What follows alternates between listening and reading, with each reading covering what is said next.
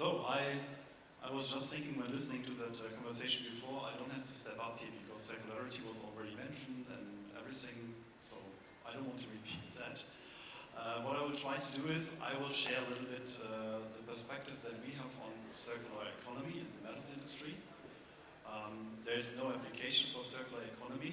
The interesting piece is it's economy, it's not circular company, it's circularity, yes, in a company, but it typically goes beyond the company borders. And that is why it's a very interesting topic to look at. And in SAP, we have, let's say, a lot of experiences in different industries, and that is why we have also sometimes customers, references, solutions that we can refer to if you want to adopt to circular economy in the metals industry. At the end, the story on a high level is easy. You want to move from take, make, and waste into a circle so that you reuse that. If you look to the glass on your table, you will reuse that tomorrow for drinking the same water as today. You have the same glass, so that is the reuse, so that's perfect. Very often, circularity is put with doing scrap recycling, remelting metals, but it's really about the reuse, like the glass on the table. And there's this butterfly picture. So it's a graph, it's called the butterfly picture. And you see here the statement also from Stahel. At the end, it shows how a material flow looks like. If you start in the middle, at the top, you see there's the mining metals, mining materials manufacturing, and then you have on the right-hand side the technical materials, and on the left-hand side the biological materials. And you can run through from top down, then you would be that linear model with take, make, waste, because there's a landfill at the end. But you can recycle the material, you can circular approaches you can have. And that is what you see on the left-hand side in the green area. That is the biological area. And on the right-hand side is where we are active. That's metals, mining, etc. And you see the statement here, the smaller the cycle is, as better it is. Because you have, for example, maintenance is the smallest cycle. Think about a car. If your brakes are gone, you have to replace them, you will go for repair. You don't throw the car away and build a new car, you will just repair the car because it makes sense from an economic perspective, but also from a circularity perspective. And the biggest circle here is on the outside. It's rather the scrap, the recycling, the remelting of the material. It's not the ideal solution, but it's a common solution in steel, obviously, because there's a long time that you use some steel. There was also the statement, okay, we don't have enough scrap in India because there's a lifetime of steel product. If an economy is growing, there's not a scrap, it takes some time, 10 years for a car or maybe for a house 50 years. So that is why you see a lot of scrap recycling all over the world for many, many years, for thousands of years, because metals is very precious. That is why that outer circle is well known. What is less attractive very often is to do the maintenance, the reuse, the redistribute. And that is something what we want to address, or what the society has to address with its circular economy approach. If you put that together, what you have to do to get into that circularity, not in that linear model, is that you have to have a transparency for the full circle of the material that you bring in that circulation. You can track and trace the material through the different stages of the life cycle of material. If you are doing circular economy or you have a circular model, you can also innovate and accelerate your business transformation, as mentioned here, because that was a question of Stefan Weisenberg as a closing. Is sustainability attractive? Is it strategic? Is it something you must do? You have the chance to really grow your business by adopting this circularity ideas. And that circle, because that is the next generation of sustainability at the moment, is decarbonization in steel and metals very often, but the reuse of the piece is producing most likely less CO2 than remelting a piece. And that is why you will have different combinations of that circle. And that is why it can accelerate your business transformation. If you think about the usage of your material, you might increase the lifetime of the usage, and then you can bring down CO2 values, but also then having a longer operation time of the material. And then, at the end, it's all about a network, so you have to collaborate. Circular economy is never working inside your company border, because at a certain point you sell the material, you give it to somebody else, so you have to work work with others, and you're coming back most likely also from another person or from another company. If we take that circle now, there are the different steps that you see here. If you start on the upper right side, there's a design. So you have to design a product, so innovate and design, then you have to source, well, it goes into the sourcing if you want to produce. That on the right lower side here, the green part. And then you sell a product, you deliver the product, you want to track it, you collect it, and then there's this little piece there which is called reuse, recycle. At the end it's a full circle, so it comes back to the initial position. And it starts with the design. And if we go through that here, in SAP we have one solution that is called SAP Responsible Design and Production. We invented that for the plastic industry because plastic in the packaging area, there's a plastic tax in the UK, there's a ban of plastic, there's in Spain and other geographies. And that is why we came up for that material. It's a front-runner material with a solution that can drive the design and the recyclability and reusability of that material. And I just want to share that with you because there's no reason not to apply that for other materials like in metals. And packaging is very often also metals material for the packaging. That's one example here for the design. Sourcing and marketplace. If you want to do a sourcing, can become very complex. And this is an example, once again, the Catena X, it has been mentioned a couple of times. We come to that. This is the supply chain of an automotive company. It's a typical terminology, tier 1, tier 2, tier 3 suppliers. Natural resources, mining and processing. I think these are the companies represented here in the room. So you start with initial metals production, you have material production, component production, you go through the full cycle, and then you have the end of life here on the left-hand side. And then you can take one of these smaller loops, remember the butterfly model, so the little repair, maintenance, etc., end of life. You can do dismantling, and then you can go into the recycling, which would be the outer cycle, or you can say, okay, I do some refurbishment and second life. And what you avoid is the disposal, so the linear track, because you go back into the circle, and then you can reuse a part, and bring that back in circulation so it will stay. So that has, on different levels, different implications. One thing is for your company inside. So you want to trace raw material and parts, you have maybe recycling quotas, CO2 emissions, quality recall management, etc. But there are also network capabilities that you need because you're not alone in this circle. And that is the collaboration on traceability of materials, various parts, collaboration with CO2 footprint. I think Stefan mentioned that even in the discussion before. Then holistic digital twin information. If you want to reuse certain parts, you have to know what you're talking about.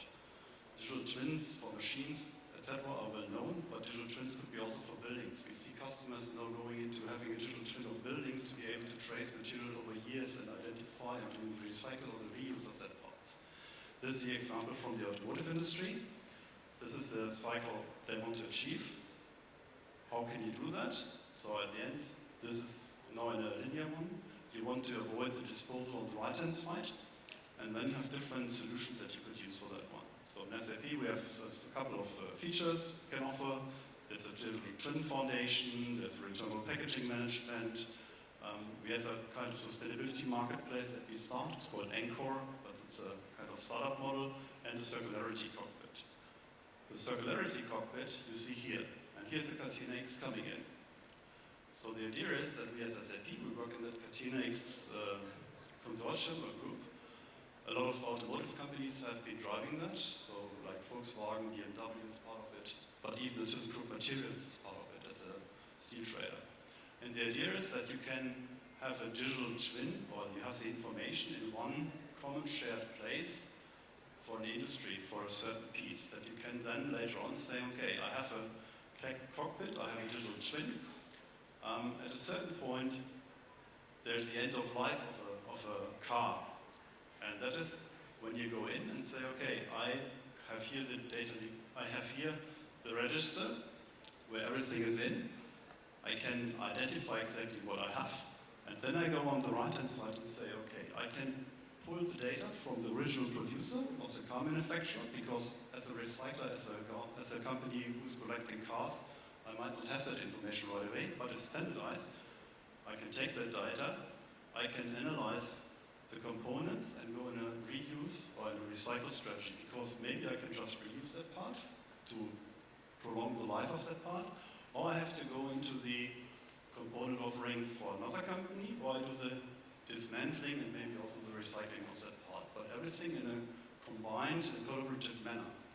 And this is one example coming from the automotive industry, how you can work together as an industry, as a group of companies. And that was driven by the group of the German automotive companies initially. In the meantime, more than 140 companies are in. There's also BASF as a chemical company as a member. So you see that it spreads across the industry very soon. This is just one example, and we see that in many aspects, especially about that circularity, because you can't solve it alone. You have to find these collaboration models to integrate the different data sources. And that's here's cutting eggs. We skip that here for the moment. Production.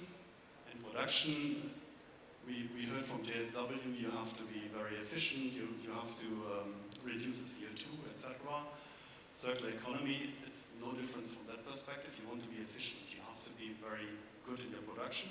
What is becoming a little bit different, and this is an example from aerospace industry about titanium that is used in the turbines of a plane, where you have a mix of used titanium coming back from after the use phase from the turbines, but also virgin material coming to that cycle. And at the end, that is also something on circularity. One of the challenges is that you have different planning data nowadays in circularity, because you have a mix of recycling and of fresh material. And the difference is that sometimes you might have to use recycling material because, for example, in the Netherlands, you're not allowed to go for a bidding on a public project if you don't have 30% recycling content in steel. You're not allowed, they're excluded from the bidding. The same on cement and concrete in Switzerland. So you see this kind of regulations coming up that you're not allowed to deliver if you don't have recycling content. So far, you will do planning only on the costs of your production. In the future, you will also have to look, okay, where is the material coming from? So what is the ingredient independent of the cost, because it might exclude you from being a supplier. And that is what we have here, SAP Integrated Business Planning. We build up an example. At the end, it's a standard tool we use for planning, and we use it for a different purpose by feeding in parameters from, let's say, circularity perspective, recycling content, etc., to maybe also reach a certain threshold, let's say, most economic way. If we go to finance, Stefan Weisenberger mentioned often Salzgitter, like doing the reporting. We have another very good customer in the industry, is Arlstein Magnesita, most likely a supplier to many of you. They do the refractory, the bricks, and sell it. And what they have done is, they have to pay for the certificates, say CO2 certificates. And in Europe, if you pay for certificates, there's a price, they're going up and down. You want to know how many certificates do I have in my company, because it has a financial impact. I'm buying the amount of certificates that I need to compensate my production. So if I'm short, I have to buy. If I'm long, I can sell maybe some. And what they did is, they really implemented with SAP, the environment management solution, analytics. So to measure, okay, what is my production worldwide in all my plants? What is the current status as of now? And then they can better decide to buy or maybe not to buy certain certificates to be exactly at the 100% level, maybe at the end of the year or of the target time frame. But it's an example about the financial impact that you can have by sustainability and maybe also circularity in the future. Logistics and transport. Delivery is well known. And then you have to take back. And that is something on the delivery where we have the SAP Logistics Business Network with material traceability option. You have to track and trace material outside your company. It's not only the quality certificates, the batches that you have in production. You also have to track that when it's delivered on the way, and also somewhere maybe delivered and sitting somewhere else. So that is something we can guarantee here, because you also have to sometimes to prove where the data are coming from. That's also one big topic. How can you produce reliable data that show that you have done what you claim to have done? So, and that is some a solution that you could use for that purpose as well. In that context also, if you want to track data, we're working with the Global Battery Alliance. You have car batteries, it's a new industry in itself, because car batteries, the classical one to start up the engine, is something different than for electric car. And there's something like a battery passport, so that you have a kind of an ID card for each battery that is in the car, and then it's handed over, because for the OEM producer, or the battery producer, the car manufacturer, etc., think about that X model. And we are engaged here to also make sure that you can track and trace the batteries throughout the life cycle, even after the disassembly later on. There's a second life of the battery maybe, and so on. But you can take that back into the circularity. And that is here the example from the Global Battery Alliance where SAP is engaged. And the consumption and recovery and reuse, also showing, we had a lot of partners here on stage. This is a solution from another partner called Bologa. They're very long active in the utilities industry, so at the end collecting all the garbage bins somewhere in the cities to do optimal route, etc. And they are very effective in collecting and doing the logistics of that waste. And classically, they're coming from that waste collection utilities, so from the local communities, from the cities, etc., who organize that. But now we're working with them, or they're working on also doing this kind of collection on the logistics of bringing material back into the production, on circularity. It's the same topic, but from a different angle, because many steel companies at the moment, they do acquisition of scrap companies because it becomes a very important raw material, not only because you have maybe to import into India, but in general, because if you have it available, you can produce, it's a competitive edge that you can gain. That is why a lot of companies are investing in recycling companies, and so the collection becomes very important. So this could be a starting point to look into that one. And then you can say, okay, I have a reverse production, reverse supply chain. Delivery, everybody knows, but I have to bring it now back into my company, which is also a logistics issue if I have to plan on my own and I'm not just buying it. And this is something that we address, for example, with Bologa, but also with other solutions. And there's one company, EcoBat, that is at the moment the front runner with us, where some developments are done. They are in battery recycling, and they are adopting at the moment these kind of processes because they're also starting and embark on the vehicle batteries to do the recycling. It's an example how another industry, batteries is not represented here, I think, but the basic principle is working also in metals industries or in building materials industry, etc. And that is why I have collected these kind of examples. There are many more, and there's not one application, unfortunately, that you say, oh, here's the application, and you just have to deploy that. But there are many models that you could use.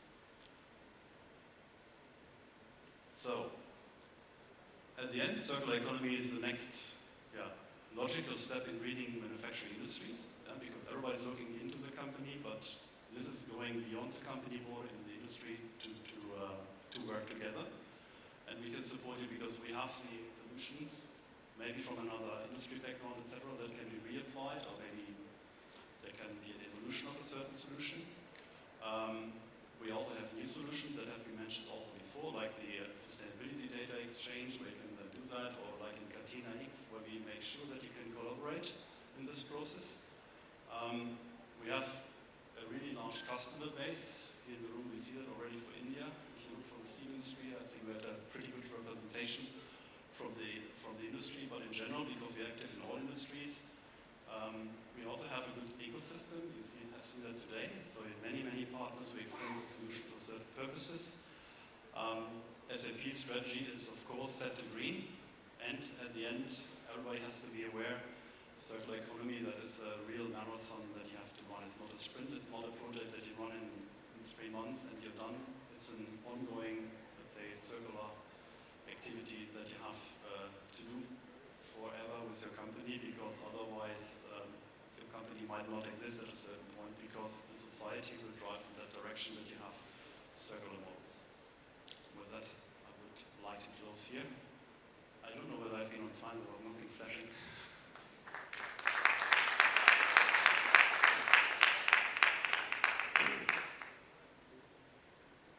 Good. Any question? Or